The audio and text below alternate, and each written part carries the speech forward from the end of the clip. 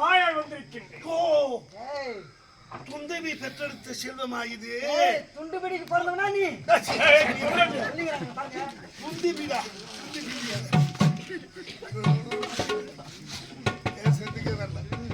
துந்திபி ராட்சசனை கொண்டேன். ஆமா அவனை சிரத்தை அறுத்தேன் அல்லவா? அப்ப அந்த சிரமானது பறந்து ஓடி எங்கே விழுந்தது தெரியுமா? ரிஷிமுக பர்வதம் என்று சொல்லக்கூடிய மலையிலே விழுந்தது. அங்க என்னுடைய பாட்டன் அங்கே எங்க அப்பா தவம் இருந்தார். அந்த தவத்திலே சென்று அந்த சிரமானது விழுந்தது. அப்படி விழுந்த நேரத்திலே என் தந்தையானவர் என்னை பார்த்து எனக்கு சாபம் கொடுத்தார். என்னவென்று? மதங்கமாமுனிவன் என்னவென்று சாபம் கொடுத்தார் தெரியுமா? இந்த இறுதிநிலையை செய்தவன் யாராக இருந்தாலும் மறுமுறை இந்த மலையிலே காலிட்டால் அவன் சிரமானது 1000 சுக்கராக போக வேண்டும் என்று. இவங்க அப்ப நான் அங்கதான் கொன்னேன். அப்படிக்காக பற்றி வந்துக்கிறான். ஒரு படமாக மரியாதையாக சொல்லுகின்றேன். உன் தந்தை சண்டை இடத்துக்கு நீ சண்டை விடுவாய். மரியாதையாக சொல்லுகிறேன். என் தந்தை கொன்றாக சொல்லவில்லை.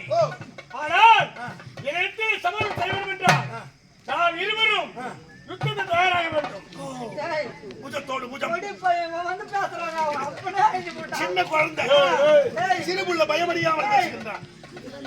இன்னும் பால் முதல்ல போயிடுற உள்ள டேய். உள்ள போயிடுற டேய். நான் இருவ சமரம் செய்ய வேண்டும் என்றால் இந்த வேலைக்கு போதா. அதுவா தெரியுது துவாரம்.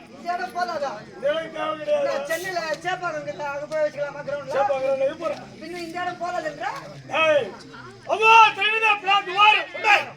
இந்த பிளா துவாரத்திற்கு உள்ள சென்று நாம் இருவர் தனிமை யுத்தம் செய்ய வேண்டும். உன் கருத்து அதுவானால் நான் அங்கே வர தயார்.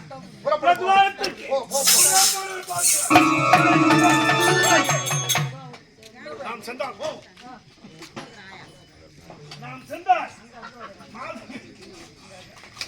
சென்றால் மாதங்கள் செலவாகலாம், வருடங்கள் பல ஆகலாம்.